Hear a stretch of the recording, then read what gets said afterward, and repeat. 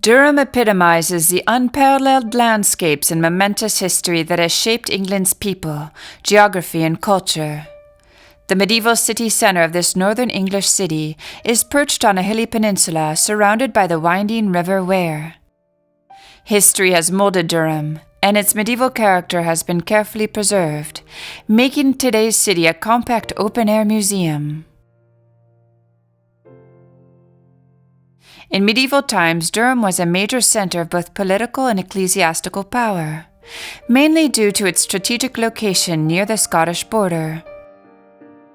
County Durham was a palatinate, ruled by prince-bishops who wielded secular authority and enjoyed considerable autonomy from Westminster, minting their own coinage, dispensing their own justice, and maintaining the right to maintain their own armies.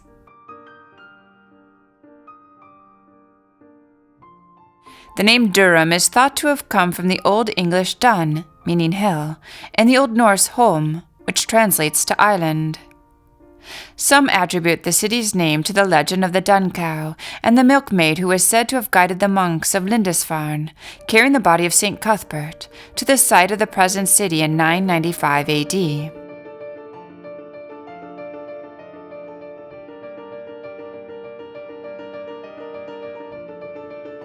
The Wear flows through the historic city of Durham.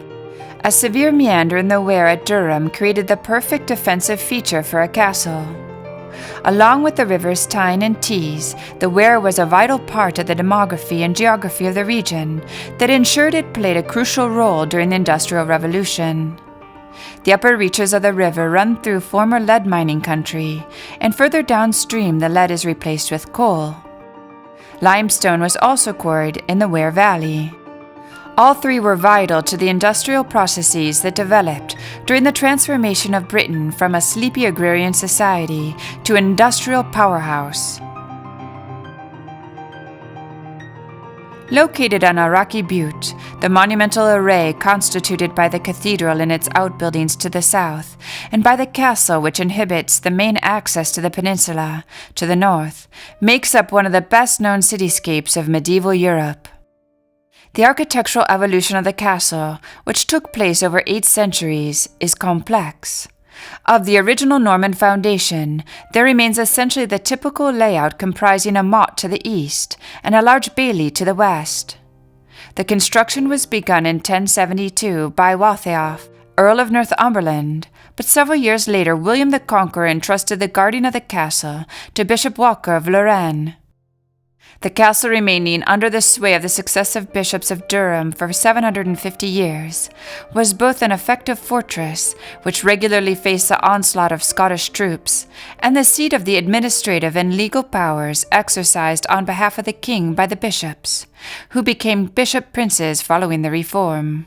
Although castle architecture developed over the centuries in line with weapons technology, the basic principles remained much the same. A good castle provided a secure base that could be easily defended. It had defenses against frontal attacks such as thick, high walls, and secure entry gates as well as defenses from undermining, including rock foundations or a moat. It also furnished means of repelling attackers while minimizing exposure of the defenders, such as arrow loops, crenellation, machicolations, and murder holes. It also provided means of escape and of making sorties against attackers, including postern gates and secret tunnels.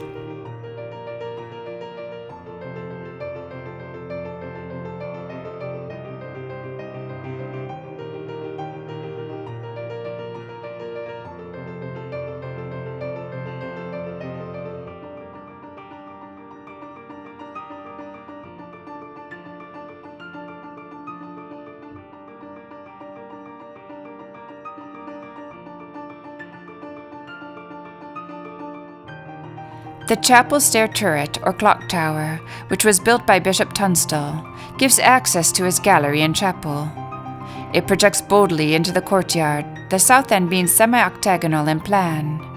The turret has a window lighting the stairs, and 2 windows in a chamber over the stairs, all similar in detail to those in the gallery.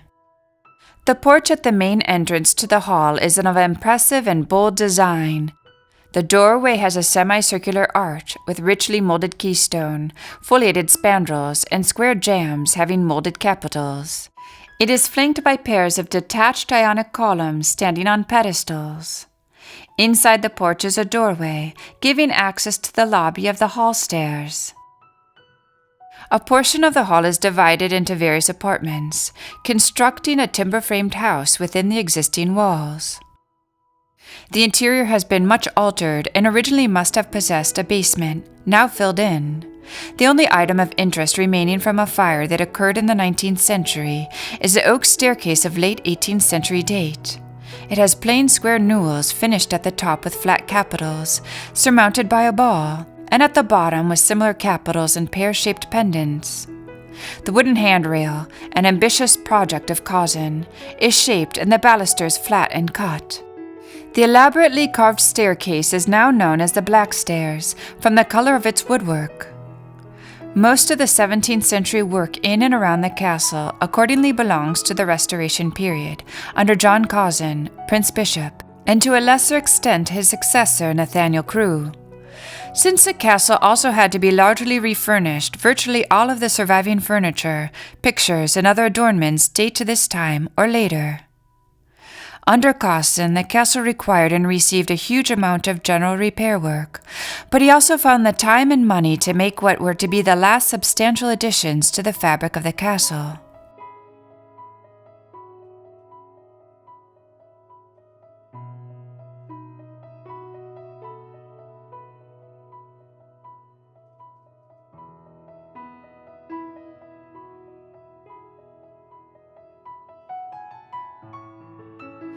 Both floors are served by the original early internal corridor. The original entrance to the castle dates from 1080.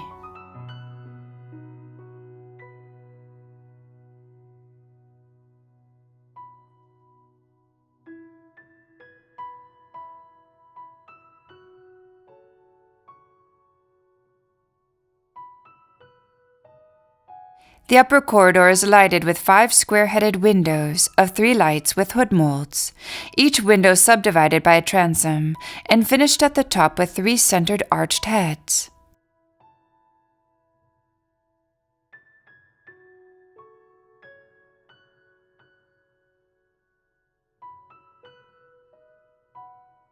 The buttresses on each side of the fourth bay are carried up considerably above the others and finished with a parapet as before.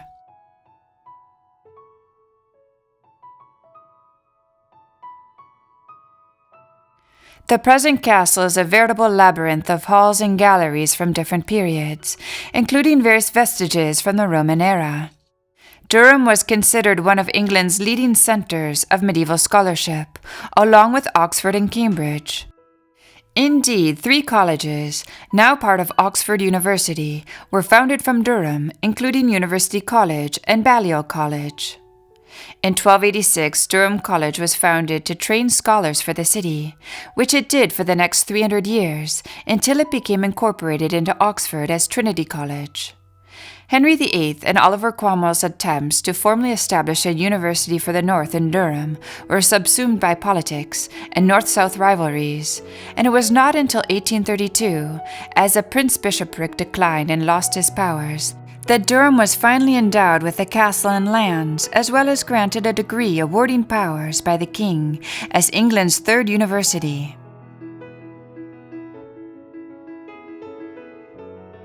The Great Hall, known also as Becks Hall, Hatfield's Hall, and the White Hall, occupies a greater part of the west side of the courtyard, and is one of the finest surviving examples in England of a castle hall, both in terms of size and simple grandeur.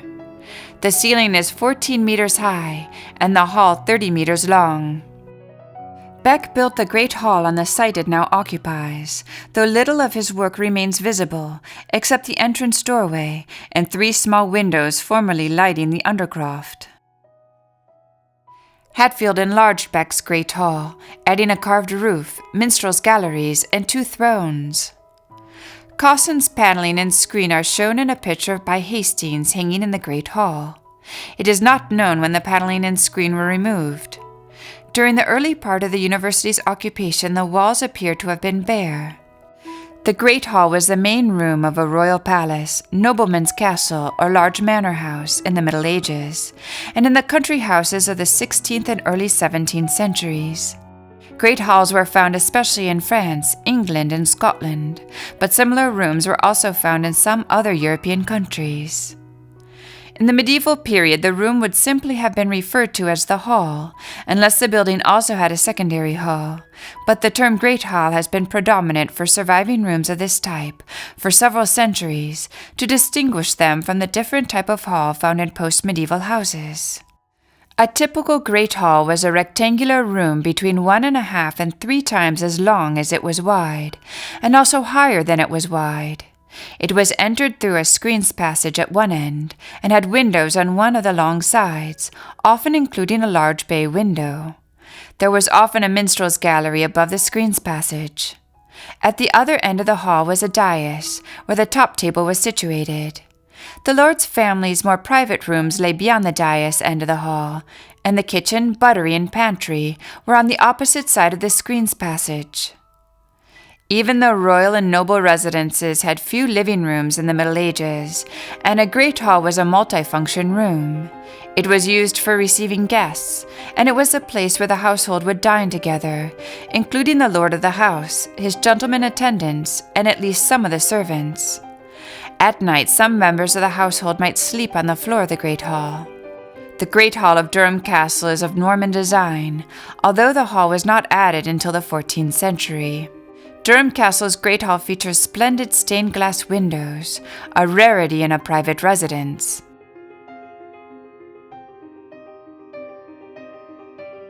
Proud owners of one of Europe's most stunning urban panoramas, Durham Cathedral and Castle are evidence of the city's historic and cultural influence.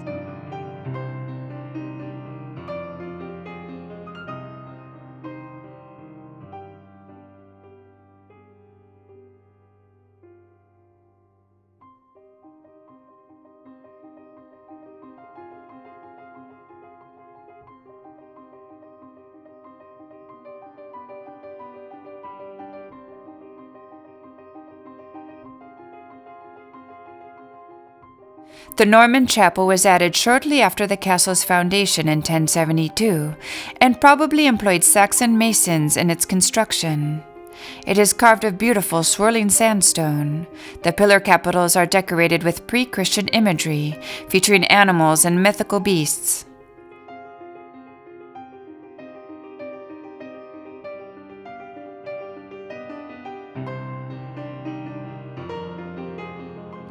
Durham Cathedral has been described as one of the great architectural experiences of Europe.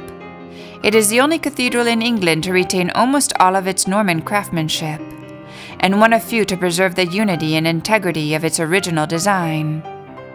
The history of Durham is linked to that of the transfer of the body of St. Cuthbert, the evangelist of Northumbria, who was buried on the island of Lindisfarne in 687. In order to keep his remains safe from Viking raids, the monks transported them to Durham in 995, where the Lindisfarne bishopric had been transferred. After the Norman conquest, Bishops Walcher of Lorraine and William of St. Calais undertook to reform the clergy in Durham. Thus Durham became a privileged cathedral in which the northern Christian traditions were revived thanks to a monastic community that grew around the relics of Cuthbert and the venerable Bead, which were brought to the cathedral in 1022.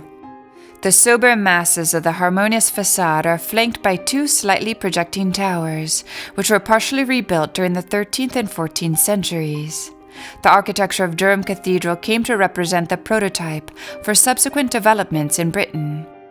The construction of the present cathedral, which is linked to the banishment of William of Calais in Normandy and his return from exile, constitutes one of the high points in the history of medieval architecture. The speed of the progress of the works, which were completed in 40 years' time, accounts for the formidable unity in the style of this building, whose original layout has hardly been modified.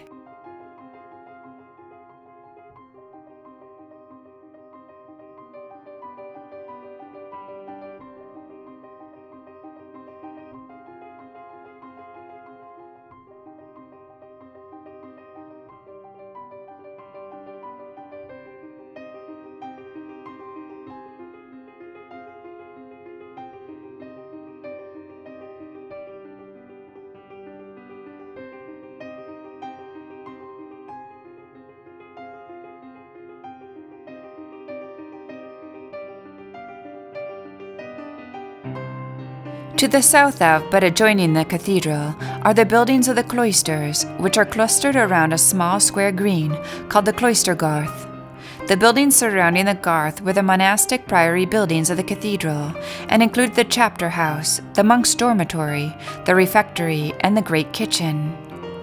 Around the square green are 4 covered cloister walkways, where the monks spent considerable periods of time during the heyday of the Durham Priory. The cloister was begun at the same time as the cathedral, but contains much work from the 15th century or later. Above the western walkway of the cloister is the monks' dormitory, the site of the sleeping quarters. Dating from the 14th century, it has an extremely impressive roof of wooden oak beams.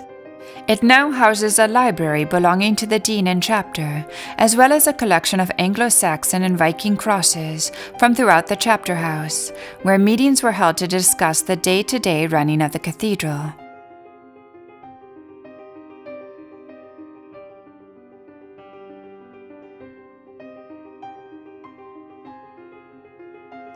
The buildings of the nave, the choir, and their accompanying aisles form the central body of the cathedral, and it is these which were largely built to William of Calais' designs in the period of 1093 to 1135.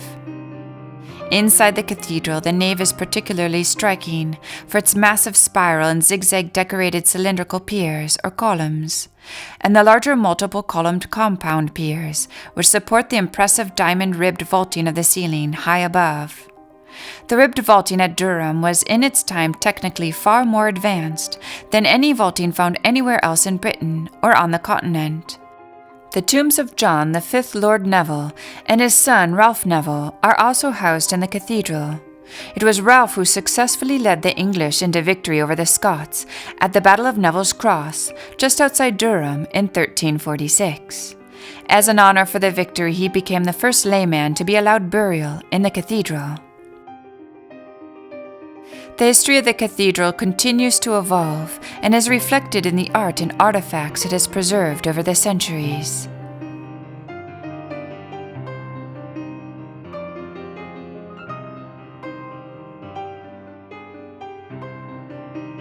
Durham Cathedral takes the form of a Latin cross, centered on the 4 great piers of the crossing.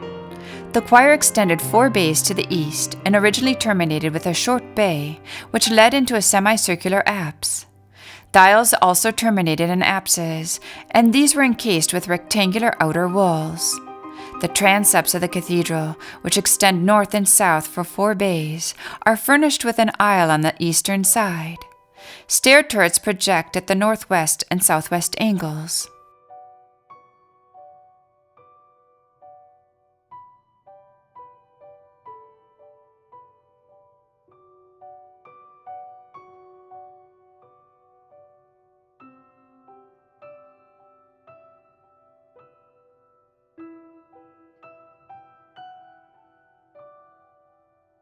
On the end wall of the south transept is Prior Castle's clock, which dates from the early 16th century.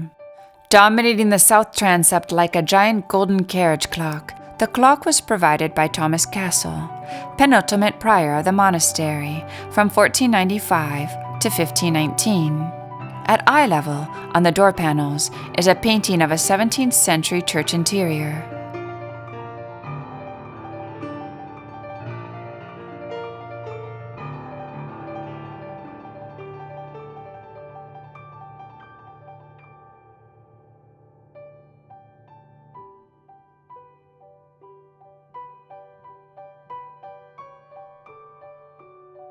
The stalls of finely carved wood of the choir date from the 1660s, replacing original medieval ones.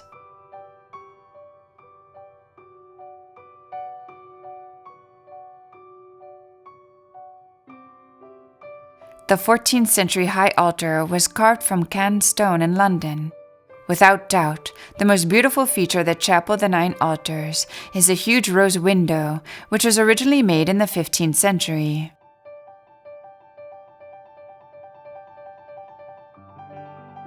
Today, the simple grey stone tomb inscribed Cuthbertus is all that remains of the saint's shrine, but prior to the dissolution of the monasteries in the 16th century, the whole area around the tomb was an elaborately decorated shrine in cream marble and gold, described as one of the richest monuments in England. It remains a place of pilgrimage.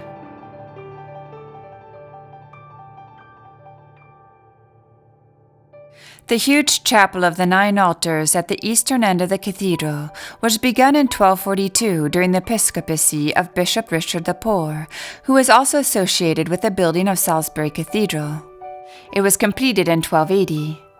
This new chapel provided more space for the increasing number of visiting pilgrims who packed the aisles and choir of the cathedral to visit the shrine of St. Cuthbert.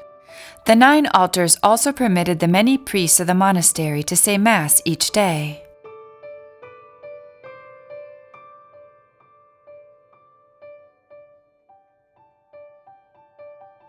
The stained glass windows of the nave date mainly from the Victorian era.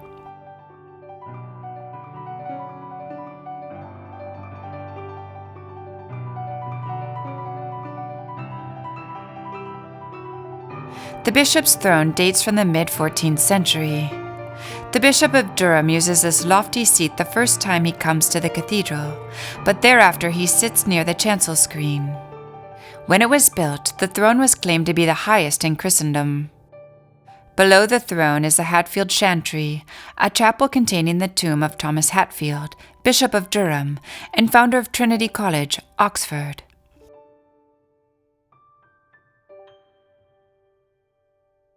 The Galilee Chapel, or Lady Chapel, dates from the late 1100s and 1200s and is located where the west porch, or narthex, would normally be. It was built so that women could come here and worship without setting the monks' hearts racing. Although the chapel was only built a few decades after the nave, the design patterns had already become noticeably slimmer. Wall paintings on the northern side date from the 12th century and are thought to depict St. Cuthbert and St. Oswald.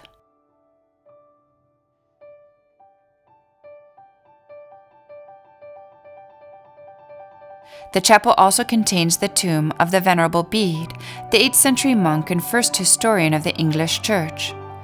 His body was stolen from Jarrow, where it was originally entombed, and transferred to Durham Cathedral around 1020. Bead was declared a Doctor of the Roman Catholic Church in 1899, the only Englishman to have received such an honor.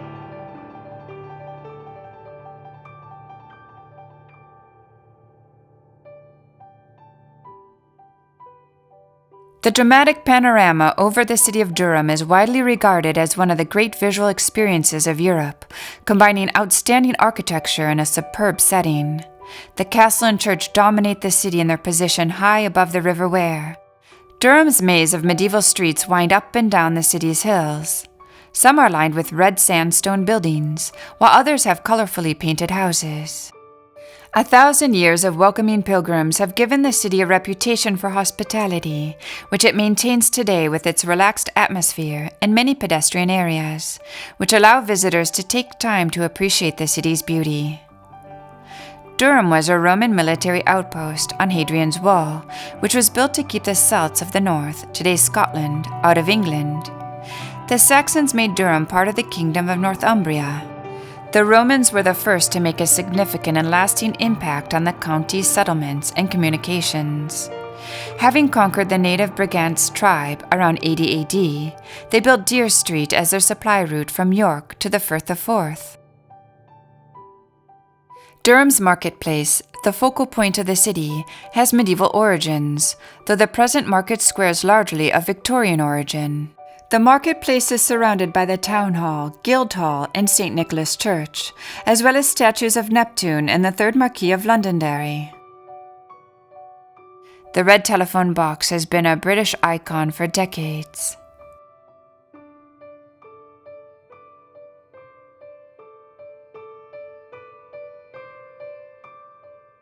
The Victorian St. Nicholas Church, commonly known as St. Nick's, replaced an earlier version from the early part of the 12th century. Unlike the present church, which is a listed building, the earlier incarnation had a tower rather than a spire.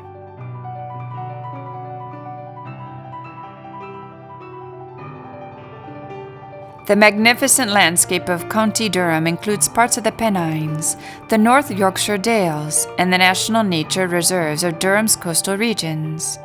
Uncrowded roads lead to unspoiled countryside, including some of the highest, wildest, and finest scenery in England. This is perfect country for walking, cycling, riding, wildlife watching, and exploring charming villages and towns. The Durham World Heritage Site, then comprising Durham Cathedral and Castle, was inscribed by UNESCO in 1986. As such, it was one of the first places in the United Kingdom to be recognized as being of outstanding universal value, in this case, for its architectural, political, and spiritual importance. The Northeast is unique in England for its Christian heritage. The history of its places and people testifies to the power of Christianity in the Saxon era to shape the character and destiny of an entire people. Sites such as Durham and artifacts such as Cuthbert's Cross are potent reminders of the spiritual,